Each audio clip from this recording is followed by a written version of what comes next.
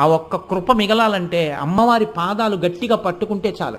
ఒక్కొక్కసారి భగవంతుని చేష్టితం ఎలా ఉంటుందంటే పైకి చాలా కష్టంలా కనపడుతుంది, కానీ ఆవిడ కష్ట రూపంలో చిన్న కష్టం ఇచ్చి పెద్ద సుఖాన్ని ఇస్తుంది. మనకి తెలియదు ఆ విషయాలు. పరమాచార్య మాటల్లోనే చెప్పాలంటే, నేను ఎలాగో ఇవాళ పరమాచార్య ప్రసక్తి తెచ్చాను కాబట్టి ఆయన మాటల్లోనే చెప్పవలసి వస్తే మీకు ఒక మాట చెప్తాను. వెనకటికి ఉప్పు వ్యాపారం చేసేవాళ్ళు గాడిదల మీద ఉప్పు బస్తాలు వేసుకుని ఊళ్ళోకి తీసుకెళ్ళి అమ్మేవారు.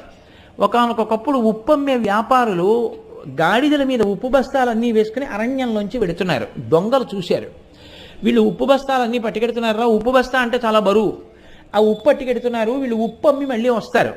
వచ్చినప్పుడు మనం ఈ ఉప్పు అమ్మిన డబ్బు పట్టుకొని వస్తారు కాబట్టి వీళ్ళని భయపెట్టి డబ్బు దోచుకోవచ్చు. కాబట్టి ఇవాళ వెడుతున్నారు కాబట్టి ఓ 2 రోజుల్లో ఉప్పు అమ్ముకుని వస్తారు. మనం ఇక్కడ హాయిగా మాట వేసి కూర్చుంటే సరిపోతుందని కూర్చున్నారు.